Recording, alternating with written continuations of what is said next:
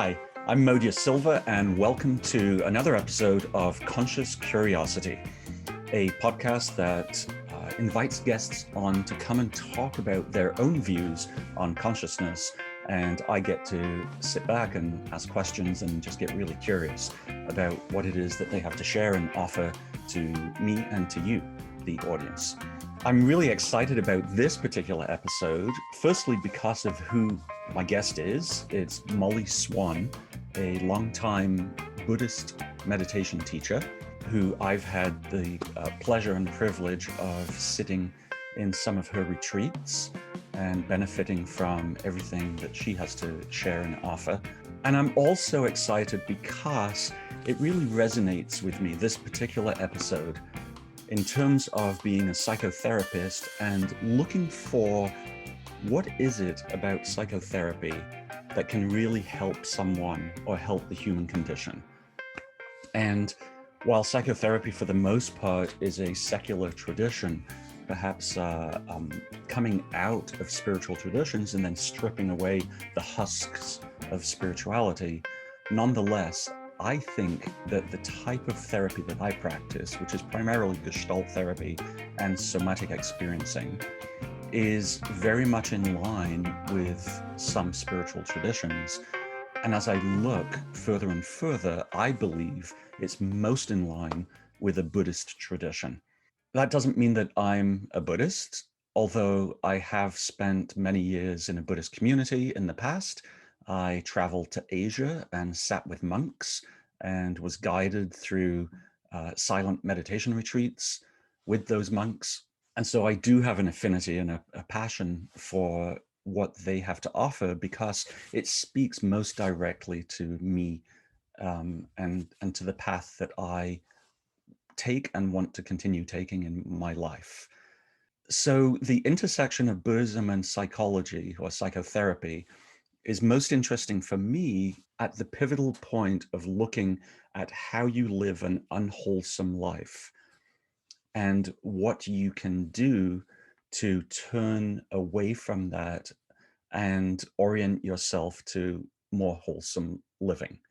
And I believe that that is where the two intersect, that therapy is very much about helping people, at least the way I practice therapy, is about helping people integrate their body, heart, and mind and recognize that it's a unity, they aren't discrete elements.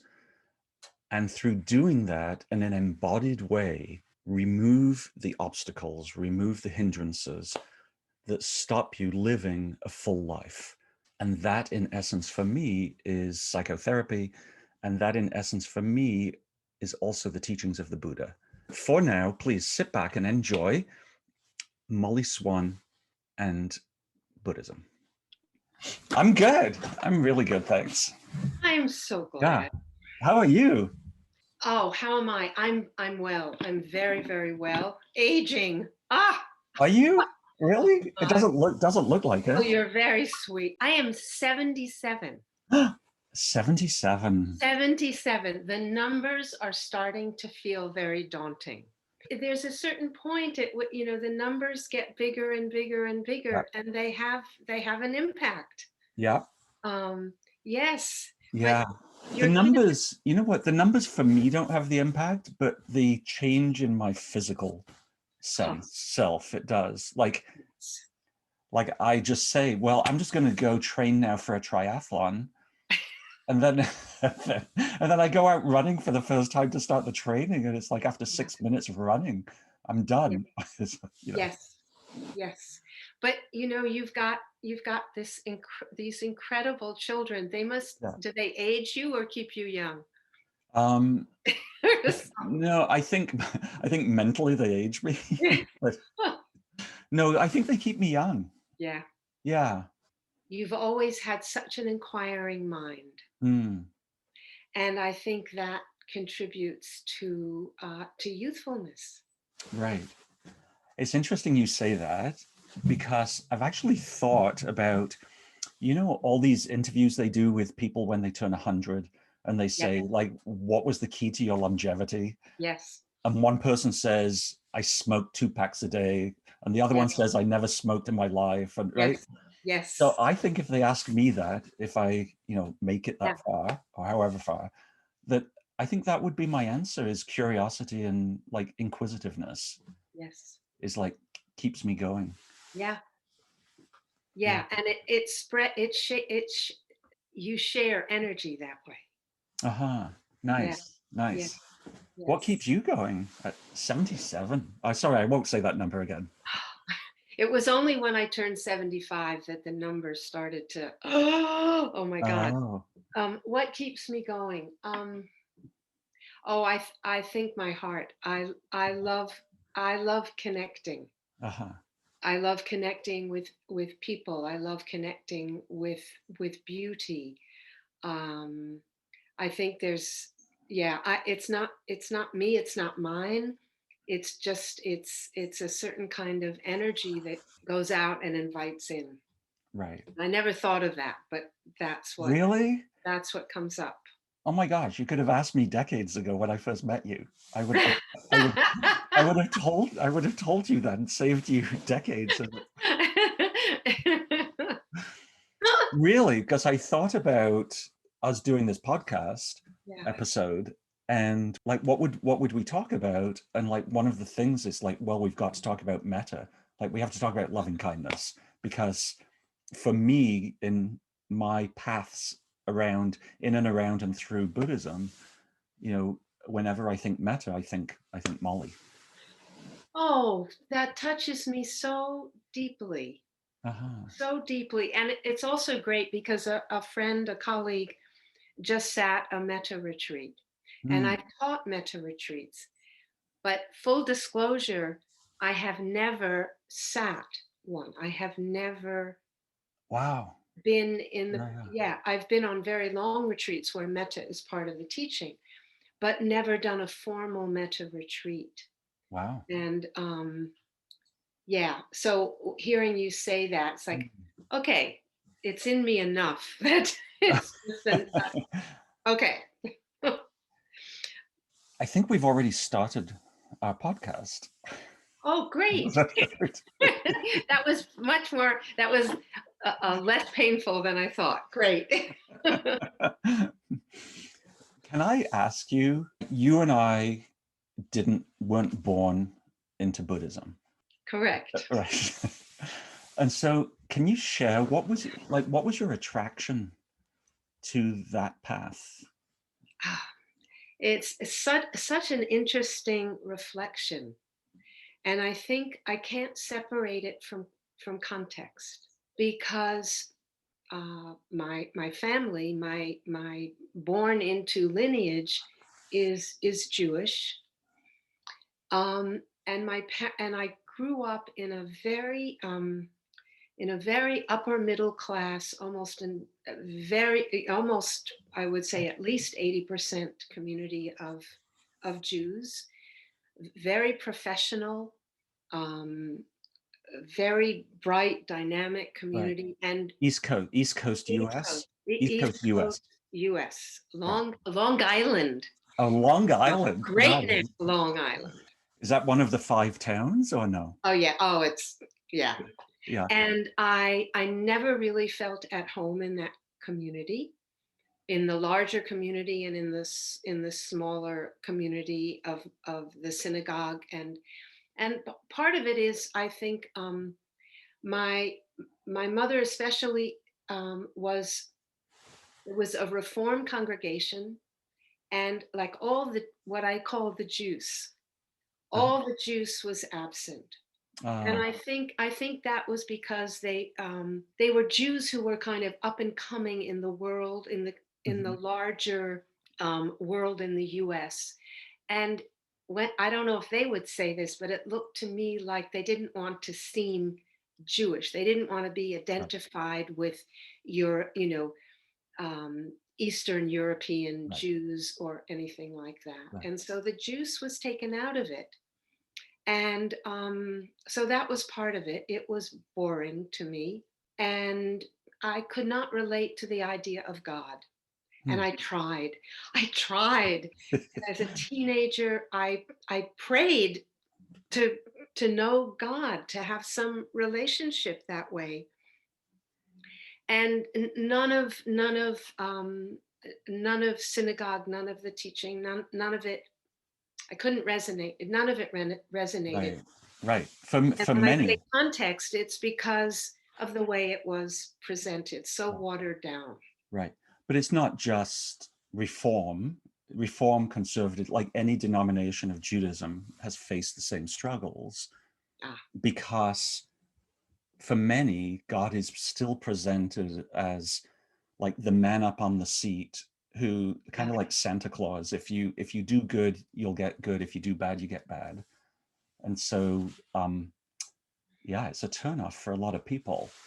It makes me think of, there's a Hasidic rabbi, or there was like 200 years Yes. ago, the Kotzker Rebbe, who a man went to him and said, you know, I've had it with this Judaism. It's like, I just don't have a relationship with God, and I don't know who God is, and I don't like him. And so the Kotzker Rebbe said, so tell me about your God. And so he went into the whole explanation of who God was for him. And the Kotzker Rebbe says, you know what? The God that you don't believe in, I also don't believe in. Oh, that's lovely. Yeah. That's really lovely. And the other piece that was a turnoff to me was hearing over and over again that the Jews were the chosen people. Right. Right. And I think that may be totally a misunderstanding on my part, Mm-hmm. but I've never gotten a good response. Yeah. And to me, there was something much, much bigger than that. And at, I remember I might have been in my 30s, and I was at a friend's son's bar mitzvah, and I'm sitting there and, no resonance at all. And I was wearing a sweater, and I took it off, and this little voice came into me and said, as easily as you took off that sweater, you can just take off the cloak of Judaism, Mm. just that identity, that relationship. And sitting there in a synagogue, that happened. Wow. It happened. And Like a pivotal moment. yeah, it, it, Yeah. it really was. And then, what must have been in my early 40s. And I got introduced to meditation and was interested in going on retreat. And someone recommended a Vipassana retreat at IMS, because I was living in So Massachusetts. in Barre, Massachusetts. And yes, in Barry. And Barry. my first teacher was Christopher Titmuss. Mm-hmm. And he's a social activist, still is. And it was a 3-day retreat, and it was so dynamic Mm. that I did a couple more retreats, and then got to be very good friends with a guy who had traveled in India and studied Buddhism in India. And I was at a pivotal point in my life when I was divorced, and my son was about to go to university, and there was nothing holding me Right. in the US. And I decided to go to India to take Kala Chakra teachings from the Dalai Lama. Wow. That was wow. Wow. And from there, doing more retreats and going to Gaia House and being a manager and doing long retreats. And I found my spiritual home. Uh-huh. Wow, that's beautiful. Yeah, it was. Yeah. And Yeah. so powerful to meet, maybe in the early days of your path, to meet, like, so you met the Dalai Lama? Well, there Oh. were like 500,000 Tibetans. Oh, and one And of them was him. maybe 100 Westerners. So no, I did not meet the Dalai Lama in person, though I have had occasion at least to, present him a kata and, Yeah. bow to him and have him bow to me. Right. But I certainly have had many occasions to meet the Buddha, to Right. meet the teachings, to meet the Buddha within all of Yeah. us. Yeah. That's nice. When you say that, to meet the Buddha in all of us, I was in a Buddhist community in Toronto for 12 years, a TBC, the Theravada Buddhist community, Yes, right? yes. And it was wonderful. However, in all my time, as wonderful as it was, I found even in that community and in any other Buddhist group I came into contact with, the three pillars of Buddhism, which Yes. for the audience here, Buddha, Dharma, Sangha, are Yes. Buddha is like a state of being, however we define Buddha. Dharma are the wisdom teachings, and Sangha is community. Yes. That Buddha Dharma was always focused, and community was never the focus. Ha. And it was just really, for me, it was disappointing coming from a Jewish background where community is almost everything. And then feeling like it was just a very individual, isolated, meditative experience. Moja, that's so interesting. Again, context. Because for me, in Judaism, there was no sense of community. Ah, And in Buddhism, I have found Sangha. mm. So, It is interesting context, right? Because I grew up in a city in England with 500 Jewish families and one synagogue, and it was tight. Like the community was really tight. yes, Yeah, as I imagine it would be when the bigger world around you is not Jewish, and in some ways not exactly the best friend of Judaism. right, Yes, right. Which is a yes, very nice way of saying anti-Jewish. yes, Yeah, yes. yeah, Um, oh, it saddens me, and having had a close relationship for a time with the TBC, I know it would sadden them. yeah. It would very much sadden them. And actually, if I look back over all these years, the thing that saddens me the most about what I have enabled, that sounds very egotistical, but what what I have focused on and wish to bring to fruition. My saddest piece is that that Norman and I, because of many factors, have not been able to grow community in the way I would have wished. And partly, I think, because we've chosen to live outside of a city. Right, outside of Toronto. We live outside of Toronto. Uh-huh. And also because we spent a lot of time in a Buddhist community in England, and we knew what it took to make that happen, and we didn't want that kind of everyday participation for us. But when I look back, that's my biggest regret. Hmm. My biggest regret. So we have a big sangha, but not that comes together in a more intimate way. Right. And the Buddha says Sangha, of those three pillars, Sangha is the most important. I hear that. I hear that. I get that. I also want to be fair, because I didn't bash TBC, but I did. I said that it was missing for me, but I Yes, also recognize it's relational, yes, right? That I had a contribution there as well in not necessarily architecting and building that community, but in sort of maybe opening myself up to be accepted by the community. So it may have been, I mean, I recognize that I play a contributing part also. yeah. It's always Yeah. both ways, but there's a sadness around that. Yeah, there Yeah. is. There is. Yeah.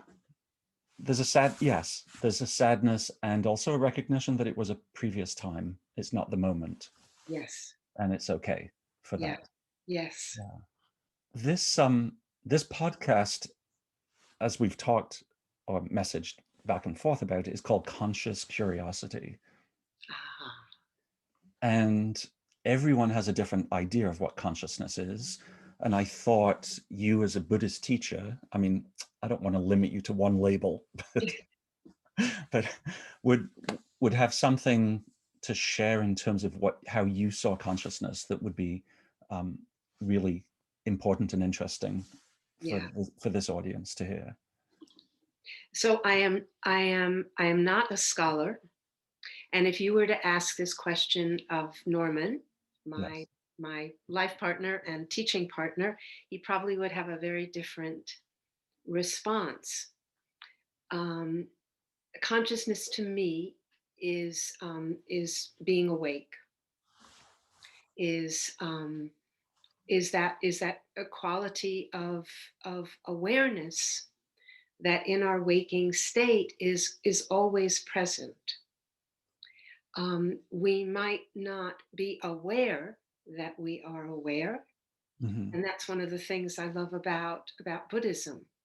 It, in a way, it teaches us to be aware of awareness, to cultivate a, so all right, here's the word conscious, to cultivate a conscious awareness, a conscious presence in our life. And who, this might be getting too philosophical now, but who is it who's developing the awareness? Good question. The awareness or consciousness, very good question, comes through the sense doors.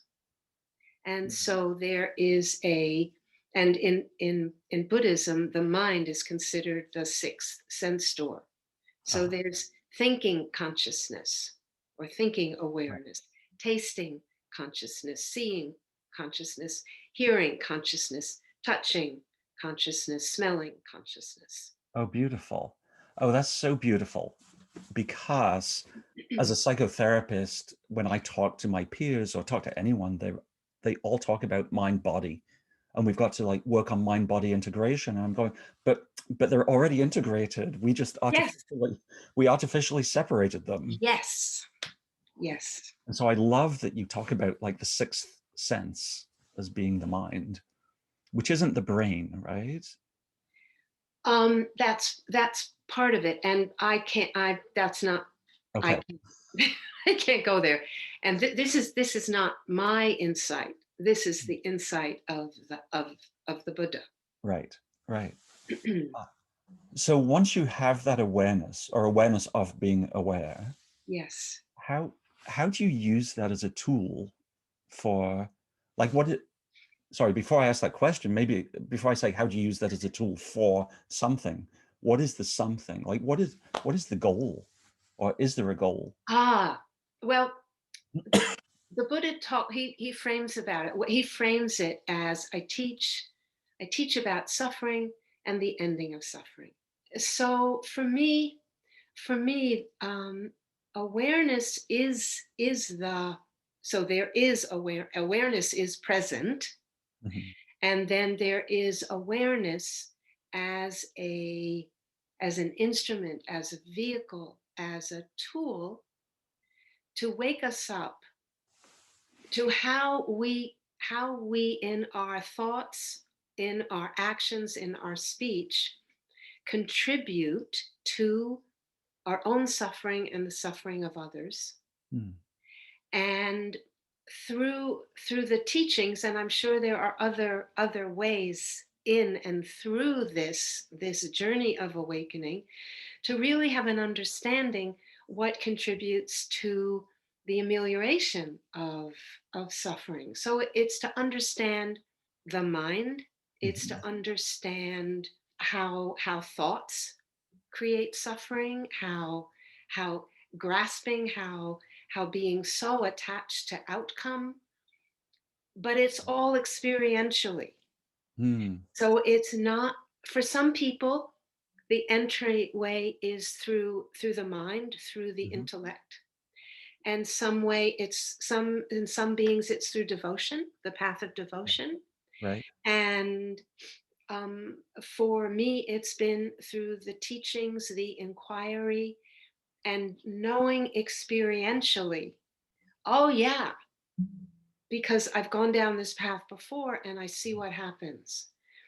And it's the waking up to life in its with its losses and joys and the whole thing. Yeah, which is so nice. it makes me think of the way I practice Gestalt therapy as well, which is really rooted in awareness as the first step of awakening and healing. Yes. And I want to ask you what you think, because I know that once the Buddha has finished talking about suffering and the end of suffering, he then has sort of a prescriptive model of the Eightfold Noble Path Yes.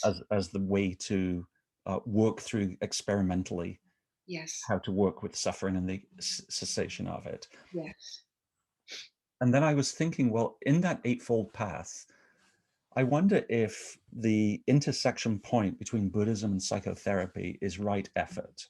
And in particular, like how to work with unwholesome thoughts to eliminate them or abandon them, and how to cultivate wholesome thoughts or wholesome speech, action, thought. It just seems like that is sort of for me, the intersection point between psychotherapy and Buddhism. And you can speak more fully and accurately about that because you have explored very deeply both. Um, um, and so for you to say there is this intersection, wonderful. I Mhm. bow to that. With right effort, I have to say that it's part of a bigger teaching. And so, right effort by itself to me isn't enough. So, right effort is part of the Eightfold Noble Path, which includes ethics, it Mm. includes wisdom, it includes the path of meditation. Wise effort is also part of a list from the Buddha called the Paramis, which can be called the 10 perfections. And it includes things like generosity and determination Mm. and metta and compassion. So it's hard for me to look at or unpack effort by itself. Right. And I don't know if there's an intersection Uh-huh. with psychotherapy as well as right effort with psychotherapy as well as Buddhism in that bigger context. Yeah, I think that's a good question, because psychotherapy is sort of aligned in some way with psychiatry, which is quite um, a it's not a word, but aethical. It Right, right. right. It doesn't impose a value system. It has each client or patient explore their own value system, Yes. right? Whereas Buddhism does have a value system, But it's not like the 10 Commandments, thou shalt not. right? The value system, the precepts, the ethical foundation is framed as I undertake the training. Mm, And so even that is posed as a reflection. Use this as guidance and check it out for yourself. uh-huh. Nice. Which is kind of like if you see the Buddha coming down the road, slay him. Right? Like in other words, don't take these things as gospel. Yes, Like check it out for yourself. definitely, Yeah. definitely. Hmm. So, in terms of wise effort, it's trying to find a balance almost. Wise effort needs to be influenced or imbued with metta, with friendliness, with kindness and gentleness. But if it goes too much in that direction, it becomes lax. Right. And so there's also aditana, determination.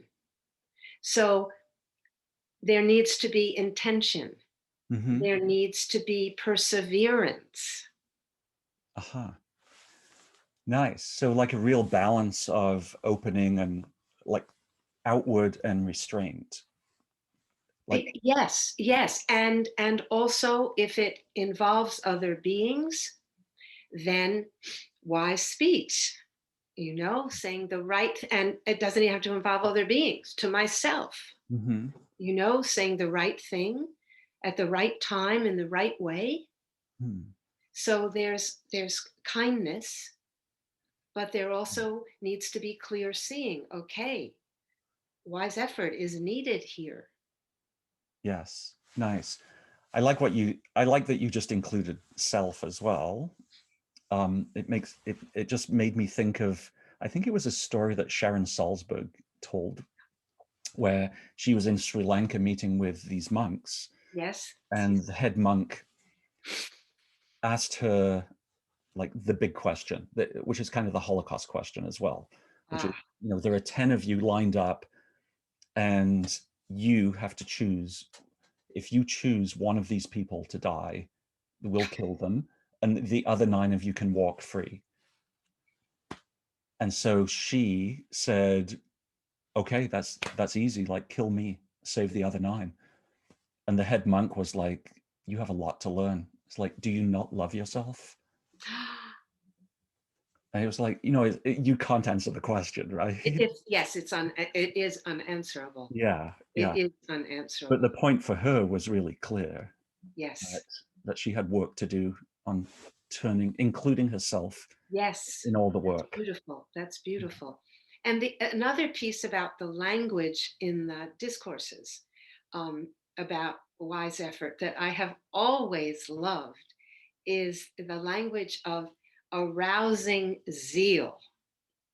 Oh, And so, not to see the practice of wise effort as being this heavy, hmm, um, oh, you've got to do this. There's this quality of, it's inviting lightness, it's inviting enthusiasm. Okay, let me look at this. right. Oh, that's beautiful. Because I just felt, when you said that, I just felt like this burst of energy. It's like, yeah, Yes, yeah, zeal is great. yes, yes, Right. yes. It's not what people think. It's like, oh, those Buddhist meditators, they just sit on a cushion and do nothing. Right. No. And the other thing, so I'm not really speaking to the intersection because I Right. can't. You can do that. But the other piece about wise effort is that it can take place in 3 different times. You can learn, how many times we've had a conversation, even 5 years later, we think, oh my God, oh, that was so unskillful. Hmm. Well, the Buddha invites you, look at that now. Can I arouse zeal for the present and for the future Mm, based on what I learned from the past? nice. And so we set an intention. We aim ourselves toward right effort Uh-huh. now and in the future based on what I learned Right. from the past. Yeah, that's beautiful. I like also how, like, some of these, I don't want to say all, but some of these wisdom teachings have echoes in every spiritual path and every religion. Yes. It makes me think, there's a 16th century Kabbalist, Jewish Kabbalist, Yes. who was Italian, by the name of Luzzatto, Moshe Chaim Luzzatto, who talks about zeal. In Hebrew, as a character strength, and it's in Hebrew it's zirizut, and he talks about that idea of like the 3 pillars, or the 3 time frames, that zeal is required at every moment, past, present, and future. Is it? Yeah, Beautiful. it's nice. It is nice. Just beautiful. Yeah, I'm feeling like we could go on for hours, and it would be so much fun to explore other resonances. It would Hmm. be so much fun for me because that piece is missing from my Jewish upbringing, Right. and I'm sure if I had entered the Jewish path with different people, different guidance, Yeah. that whatever I have found in Buddhism would be Mhm. alive in me through the Jewish path as well. So Yeah. it would be incredible to explore that further. Yeah. Yeah. Me too. I mean, I had kind of a painful experience that landed me into Buddhism in Thailand, because I started in Israel considering becoming a rabbi, Oh my gosh. And I just read a book by Aryeh Kaplan, Rabbi Aryeh Kaplan, called Jewish Meditation, where he had revived all these meditative practices from, I think, about 3,000 years ago, no, probably 2,500 years ago. And I would go from rabbi to rabbi in Israel saying, teach me Jewish meditation. Yes. And they all had the same answer. It's like, when you have learned these texts and then these texts and then these texts, and when you've learned the written and the oral tradition, and then we'll teach you, because it's the highest level. And I was like, if you don't teach me, I'm going to the masters in Asia to learn it. Like, do you want to lose me to them? You said this to them. Yeah, yeah. And they were like, it's not appropriate to teach you. Oh my. And then I ended up in a monastery in Suratani, in Wat Swan Mok in Yeah. southern Thailand. Yeah. And I just sat and just cried, because there Ah, was just so much beauty and truth in, like, the simplicity of the practice. yes. Yes. And it wasn't wrapped, for me at least, it wasn't wrapped in religious doctrine, and like the rigidity of, no, we Yes. won't teach you until you've learned all this stuff. Yes. Interesting. Two things come to mind. One is my grandfather, Grandpa Max, who I loved dearly and had so much respect for him. When I would stay over at his house, he was quite devout, and he would be mumbling his prayers Mhm. all morning. Right. And I asked him, I was so interested, Grandpa, what are you, can you tell me what you're saying in English? And he couldn't. Ah, because he, He only knew the Hebrew. right. He did not know what he was saying. Mm. Mm. And I thought, oh, no, that's not what I want. And the other thing is, there's such irony. Norman and I were invited to teach in Israel Mhm. 3 years in a row. Aha. And it was a big joke in my family because I had never wanted to go to Israel. I wasn't interested in Judaism. And in my 40s, we were invited to go, late 40s, I think. And I fell in love with Israel, with the land, and with all the people who came on retreat. And there was such joy in Mm. them, and such I just loved the land of Aha. Israel. Oh, Um, interesting. yeah. It's interesting, Gus. I asked Norman once about his trips to Israel to teach. Yes.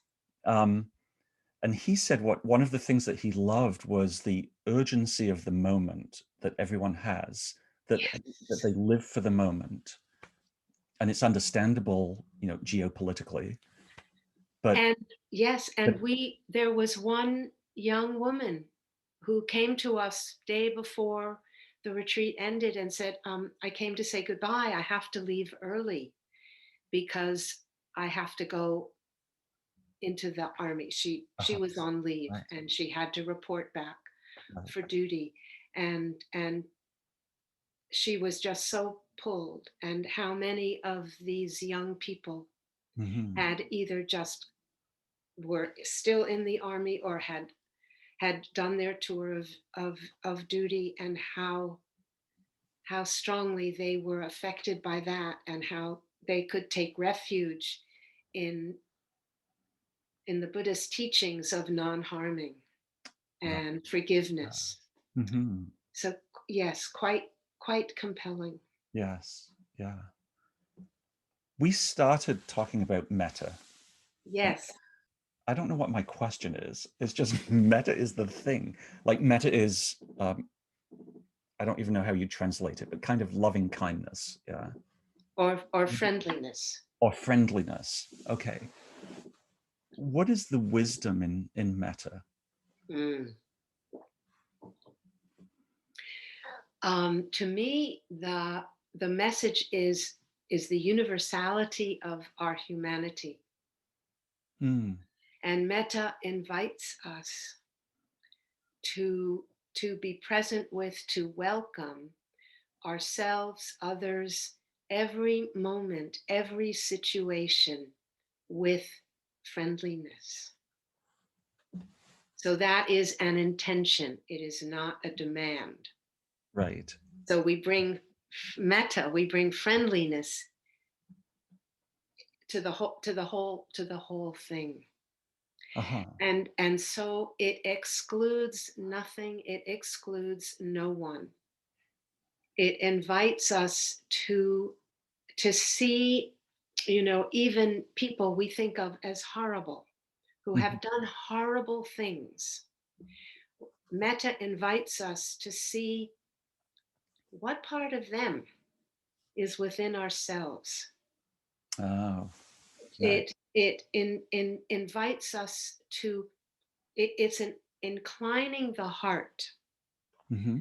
So it asks us to incline the heart to friendliness to all beings.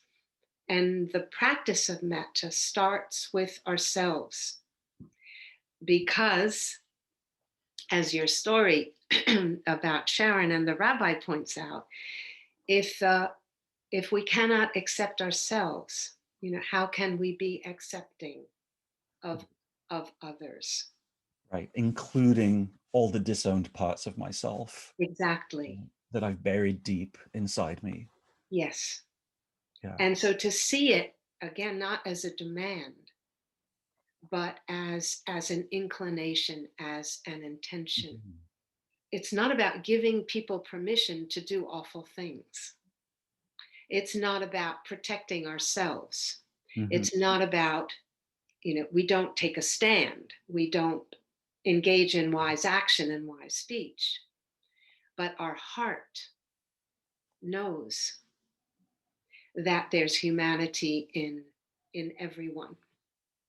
Beautiful. So even as I um, take a stand for justice, let's say, I go in with that. It almost feels like a fertile ground, for healing, for acceptance, for openness, for Yes. Yes. yeah. So a metta is part of a package of four. Mm-hmm. First comes metta, then comes compassion. Compassion is metta for suffering. Mm. It's an action, a loving action to end suffering. Okay. And so in the case you mentioned of doing social justice activism, Mm-hmm. important always to cultivate metta for the suffering of the beings who are acting out, acting Right. violently, Yes. acting in a way that is not fair. And yeah, the justice piece is huge. And so we incline the heart to include them in our wishes for happiness and peace and safety, but not condoning their actions, and Right. doing whatever we can Uh-huh. to alleviate the suffering of their actions. Right. It sounds again like there's that balance, like a balance in this case between like softness and firmness. Yes. Yeah.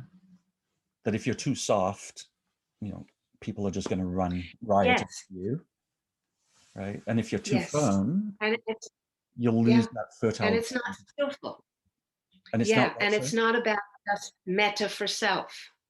Right. It's not meant to be a selfish thing, even though we start with metta for self. Right. Uh-huh. The other balance, Yes. excuse me, the other two pieces are compassion. Mm-hmm. I know, so compassion, and then mudita, which is appreciative joy. And so it acknowledges that we can get burned out. Mm. And so we look to the joy of others to help restore the joy in our heart. And the fourth is equanimity, upekkha, which basically invites us to be steady with all of these. Mm-hmm. And each one of those is a book. Yes. Yeah. Hmm. It's a lot to take in. Can I ask you a different question? Sure. 'Cause it just feels like, those four categories, we could, as you say, we could spend hours and hours right, unpacking, talking about. And Yeah. but this term came to me, I've heard this term before, spiritual bypass, Ah, right? And I just wonder, again, because I'm a psychotherapist, and avoidance and deflection are like yes. great tools Yeah. for Yeah. me and many of my clients, um, that meditation and mindfulness practice can very often be used for spiritual bypass. Yes. Like to avoid, like spiritual bypass meaning avoidance of dealing with my suffering. Yes. So how would you as a teacher recognize that in a student and help guide them? Hmm. Good question. By the way, metta can be used as spiritual bypass as well. So this is the shadow. This, can be seen as the shadow side of everything we're talking about. One of the greatest strengths of the practice is that it's body based. And so generally, people who are using the practice, any of the practices to bypass Mhm. really uncomfortable things in past or present or future, um, they're very much in their head. Right. And so I just repeatedly in any kind of a dialogue, okay, how does it feel? How does it feel in the Mhm. body? What's showing up in the body right now? Some people are so defended that there's no going there. Mhm. And there's so much in their head that, to be honest, I usually have them talk to Norman, because he's much more, he can relate to people who are very, very much in their head, almost Mhm. exclusively, much better than I can. But there are people who stay in their head for years, and then at some point there can be a breakthrough. Mhm. So part of it is again is metta. I can't make anything happen for anybody. The teachings can't make anything happen for Right. anybody. Right. But it's the coming back to the body and the heart Mhm. that is, to me, is the doorway, the gateway to knowing what's really being experienced. Mhm. Does that?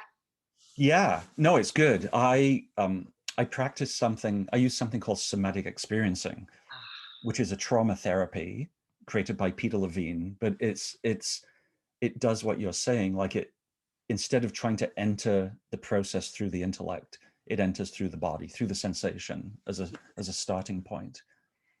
And it is, I I don't want to overgeneralize, but our society is very much geared to stay up in our heads.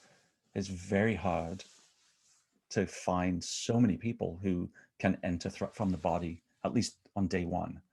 yes, And so even like, a practice of asking someone, if you put your fingertips to fingertips, hand to hand, like, what do you sense? yes, Most people will go, like, nothing. I yeah, don't feel a thing.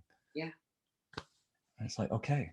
yes. And it's very interesting because for Norman and me, this is key. The being in the body and the Mhm. practice entered through the body. That's not a good sentence, but and we find that people often people will come on retreat with us who have sat with a lot of other people, and it's almost like we start at the beginning. Mm, And by now, after years and years of being in the teaching role, it almost it's a great challenge, and I welcome it. And there are certain ways, there's certain words we use that invite opening to the experience of body. mm. So yeah, it's more than a band-aid. Yes. Yeah, it's more than a band-aid. If I put you on the spot, if there was like an introductory exercise that someone in the audience listening could try out, do you have something? Yeah, you are putting me on the spot. Am I? Yeah. Okay. Okay. Well, first of all, to close the eyes and and I would use the language of open to the experience of the body as it is in this moment, as much as possible, without judgment, without analysis, without preference, without having any story about it at all. Open to sensations as they show. And I would give some prompts about, okay, what's a sensation of body against the cushion or against the chair? You know, can you notice the sensation of contact of the cheek with air? And I'd go through this, the feet on the floor or whatever, Right. and just give, not one prompt after another, but really taking the time, open to the experience in the chest. Mm-hmm. What's being noticed, either the absence of sensations or the presence of sensations. Right. And then I would give prompts. Are you noticing any tingling or warmth or coolness, and Mm-hmm. whole story around that. Right. So it could be like a 45-minute meditation experience, inviting this. We don't go to the breath, which is the traditional entryway into the meditation practice. That's not until someone is aware, wakes up to what it's like to be awake in the body. Right. Cool. And the other piece is all with the attitude of metta, of friendliness with whatever is experienced. Hmm. I'm liking the word friendliness a lot, much more than loving kindness, which is, I don't know, after all these years, it sounds quite academic to me. Yeah, and friendliness is more accessible. Yes. Yeah. Especially when you're talking about metta for someone you really don't like. Yeah. Right. And by now, you and I don't have those people in our lives. Oh, not at all. Not at all. Right. Oh, God. Ah, Um, it's a training. yeah. Right. It's a practice, right? The practice It's of not a perfect, it's a practice. the whole thing. Yeah, life is a Yeah. practice. Yeah. Can I have I have I have another couple of sort of big questions Sure. if we still have the stomach or heart for them. Yes, yes. I'm Yeah. Moji. You are in this role of inquisitor. Yeah. Beautifully, beautifully. I'm so enjoying this. Oh, me too. Me too. It's wonderful. And I'm feeling a lot of that zerizut, that zeal, that Great. Me is, too. yeah. Me too. Um, so one question is, this was actually posed to me by a client of mine, and Yeah. and so because everything's confidential with clients, he gave me permission to ask this question. Um, so he has played around a little bit with mindfulness practice, with meditation, and he's concerned, he has this belief system that what you're supposed to do is, instead of having a big sine wave, emotional sine wave, to kind of level it out and flatten it out. And so he says, if that's what you do when you sit on a cushion and meditate, aren't you washing the color out of life? Mm. And so, and his example was, what's wrong with being angry and feeling anger? Like, isn't that living life fully? And shouldn't that be the goal, to just live life fully? And so anger is like, great. It's a very perceptive question. A couple of responses. In terms of the anger, yes, when you're feeling anger, yes, open to that in the body. But when it comes out and it affects others, so wise speech, Mm-hmm. wise action, and also wise speech and wise action towards oneself. So emotions arise, we don't ask for them. Anger arises, and wonderful, notice that, be with that, but be with it in the body Mm-hmm. and be mindful not then to have that experience in the body, then start taking off into a story. Right. Right. Okay. So, Which yes, would lead your anger to violence, most likely. well, it could, or self recrimination or Right. whatever. But um, the practice is very much about the present moment. So, yes, to open to whatever emotion is showing up, but your relationship to it Mm-hmm. is where skillfulness comes in. That's where wisdom needs to show up. And in terms of joy, exuberance comes very easily to me. Mm-hmm. And I've kind of paid attention to that a lot. And what I notice is any extreme of emotion takes me out of my body and takes me somewhere else, Ah, and away from skillfulness, away from any sense of calmness. And I don't mean flatness, but right. kind of steadiness.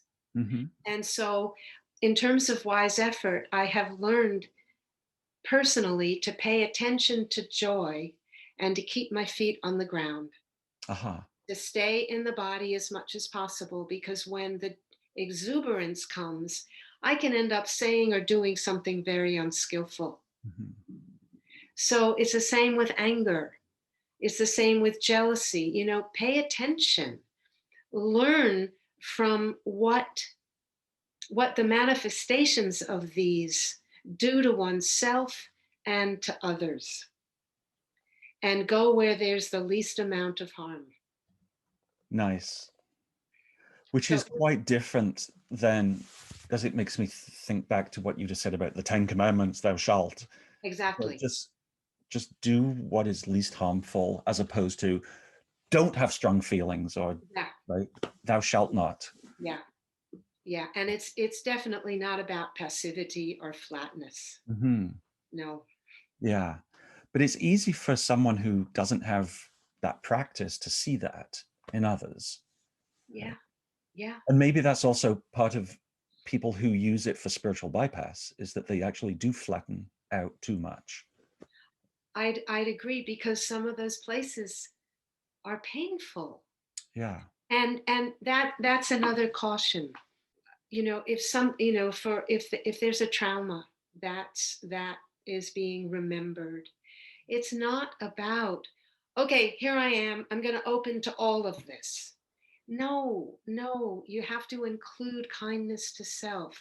And so maybe you unpack a little tiny piece of it, Mm-hmm. and then you put the rest aside, knowing that, okay, this needs attention, this will be an ongoing theme of exploration in my life, but it's not about opening to everything all at once. You have to be kind and skillful with yourself.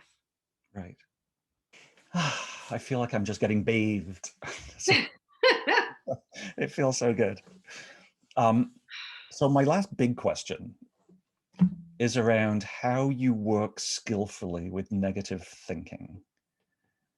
Ah, Those yes, I do know. thoughts, Yes, you know, yes, yes, thoughts yes, just yes. keep coming back, and it's like, oh my gosh, I just can't stop that thought from coming.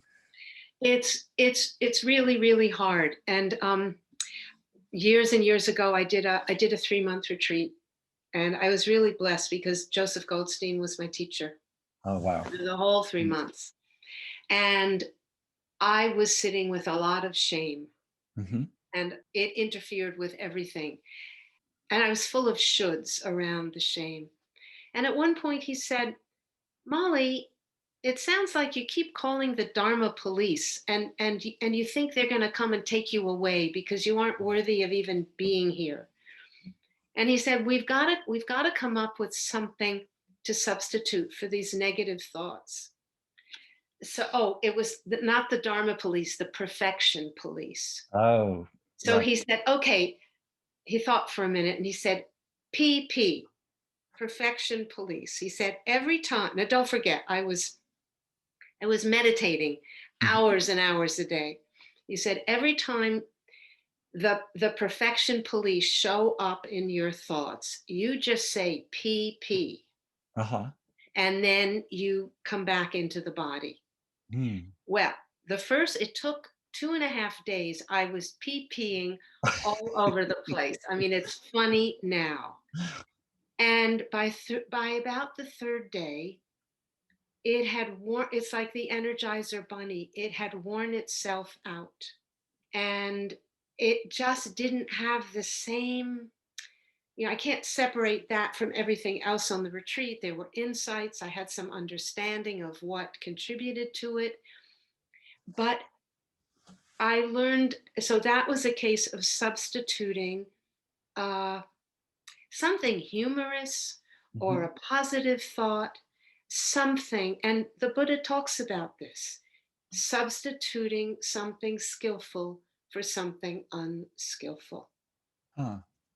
So that was really helpful. And I can honestly say, even though there are times that the same negative thought shows up because it's so primal, Mhm.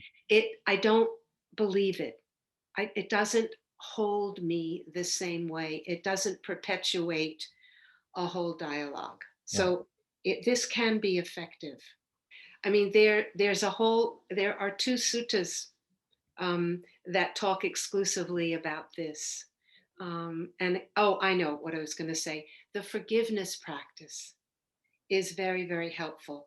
So for a long time, I couldn't really do the metta practice with any feeling because unbeknownst to me, there was all this shame. And so someone introduced me to the forgiveness practice, which has four parts. It's asking me to forgive myself, it's me forgiving others, it's others forgiving me. Maybe it's three parts.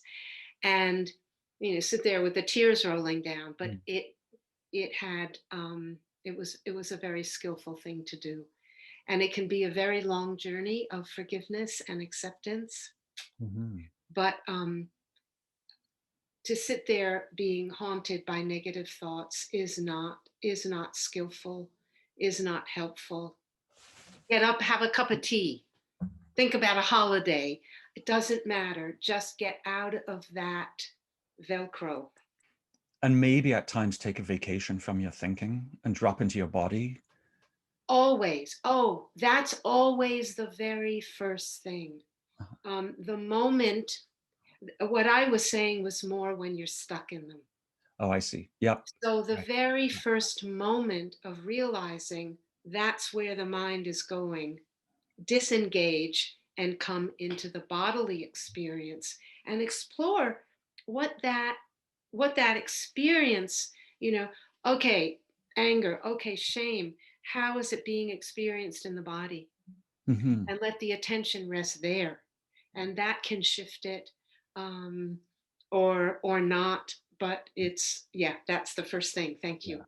Nice. Beautiful. I think I maybe have exhausted you with. No, I feel exhilarated. I love Oh, talking about the Dhamma. oh, good, good. I Me really, really too. Me do. too. And This has been fantastic. I am conscious of your time as well, though. I wonder if it's okay. We're finishing these episodes by asking three questions, sure thing. and they're just like fun. Like you can take them as lightly or unlikely, heavy. Okay, this sounds like fun. Sounds like fun. Okay, so the first question then is, what is your superpower? I would say that the teachings, without question. And if I had to say one thing, maybe awareness or metta, Hmm. but the teachings. Okay, terrific. That's it. Second question, if you have a book on your bedside table that you're reading right now, or have just read, or want to read, like Yeah. what what you have? There's a book by Bruce Kirkby, who used to write a lot in the Globe and Mail travel section. about his, Norman and I read books to each other, and this one is called Blue Sky Adventure, I think, and it's about a journey he took with his wife and two children, one of whom is on the autism spectrum, Mm. to Ladakh, and stayed in a monastery. Oh, the third question then is, I have this little book Yes. which has one question on each page. So I can flip through the pages and you just say stop. Stop. Okay. Oh my gosh. Okay, this is a great question. How do you find happiness? How do I find happiness? Easy answer. I find happiness if and when and to the degree I open to the experience of this moment. Mm. Wow. That brings tears to me. Brings tears to me to connect with that. Came quickly. Yeah, Yeah. and powerfully. It really, my eyes just filled. Molly Swan, it's been such a pleasure. And I know, not I hope, but I just know that the audience for Conscious Curiosity is going to love this episode and love you for it. And so thank you so, so much. Well, Moja, I need to say that whatever came out of this mind, this heart, this mouth is codependent Yes. with what you bring and what you ask. Mm. So it's so important to acknowledge that. And you and I have always, for as long as we've known each other, sparks fly, the heart opens. We always enjoy dialogue, Yes. discourse, investigation, and I think, yeah, I know you bring out the best in me. Oh, thank you. So anytime, any way Mhm. that you wish to continue this dialogue, I'd be just thrilled to do so. Amazing. Just Amazing. I would enjoyed love this to. so much. Thank So you. thank you. And Thank you. may this be for the benefit of many beings. Amen.